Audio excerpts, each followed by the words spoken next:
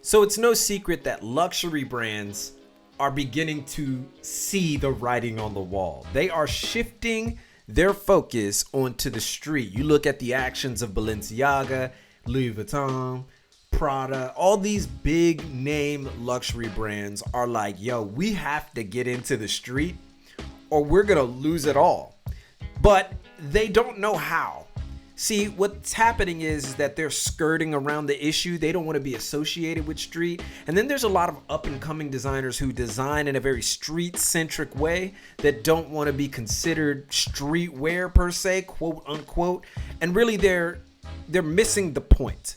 The point is that the culture, what has happened to global culture is that it has become more assimilated than ever before. You can get information from somebody in China or Hong Kong as fast as you can get information from somebody who's down the street, as long as you're following them on one of the various social media networks. So the idea of street wear per se is a lot larger than what it used to be. It used to be a very subculture thing, right? Skate, surf, punk, hip hop, all that used to be just a part of the subculture, but now it's part of a bigger culture. But we need to extrapolate even more than just why luxury brands are starting to do this street, or why certain designers want to skirt around this idea of what street fashion is.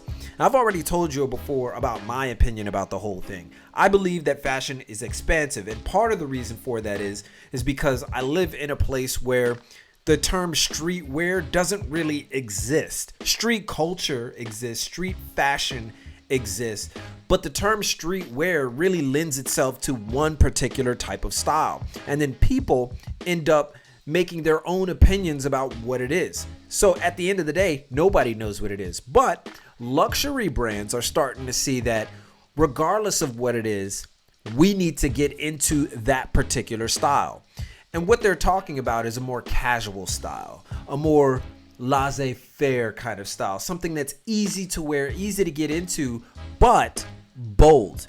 And the one thing that the luxury brands have is boldness through their name, through name recognition, and through some of their design elements. You look at something like Louis Vuitton. Louis Vuitton has the LV and puts it almost on almost everything, right? So that's bold in and of itself. But you can actually read articles about it. I have an article here. It says, and it's from Quartz. It reads, the rise of streetwear has come along with a shift in what younger generations think of as luxury and status symbols. In its 2017 report on the luxury market, the management consulting firm Bain & Company noted that high-end fashion brands are investing in luxury streetwear to attract younger shoppers, provided that they can afford it. But it's estimated that the market for high-end sneakers grew 10% from 2016 to 2017, reaching 3.5 billion euros, which is about $4.2 billion. And t-shirts grew 25% to 2.5 billion euros, about $3 billion. That's 1 year.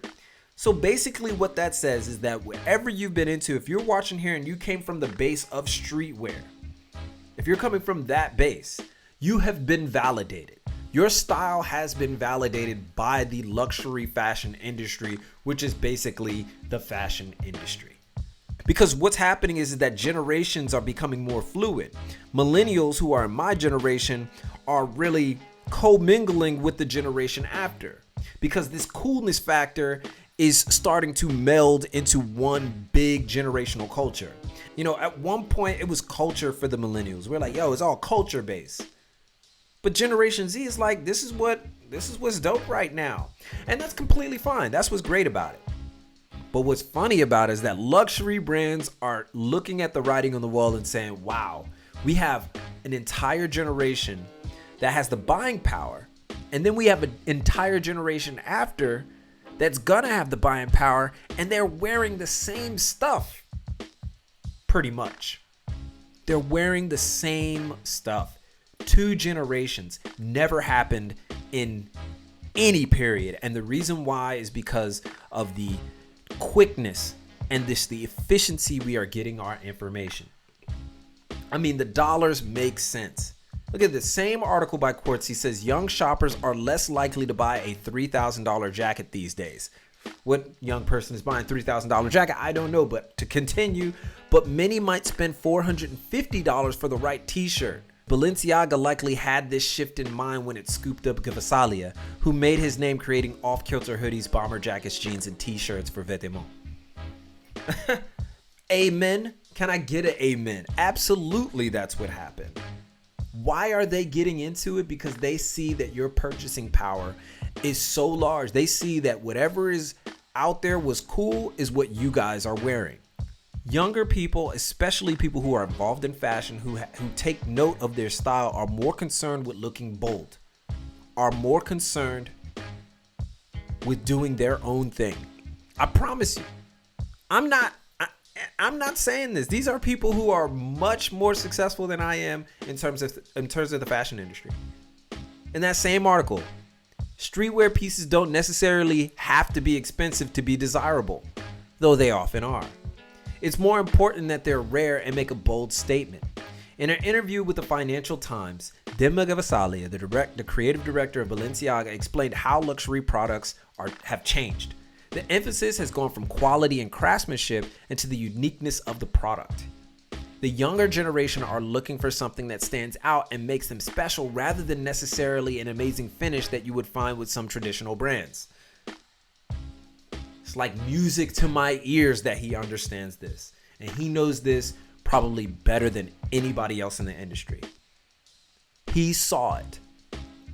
And what's great about it is that both the millennial generation, the younger half and the older half, and the generation right after it, Generation Z, they're both into it. They both get into it. That's why luxury brands have to make an effort. That's why they're picking up people that you would never have heard of at their age being creative director of anything. Virgil Abloh at LV, I don't care what anybody says and how they feel about it. It's a genius move by LV, but that would have never happened 10 years ago, 15 years ago, definitely not 20 years ago. The fashion industry is highly political, highly political. You have to be a prodigy to get that kind of clout. They did it because it's a marketing move. It's a move to get young people involved. But unfortunately, they're going about it the wrong way. That doesn't mean that Virgil doesn't deserve the LV thing. But what I mean is they're going about it the wrong way because you're more apt. If you're watching this, you're looking for something new. You're not looking for LV. You're not looking for Gucci. You're looking for something that speaks to you.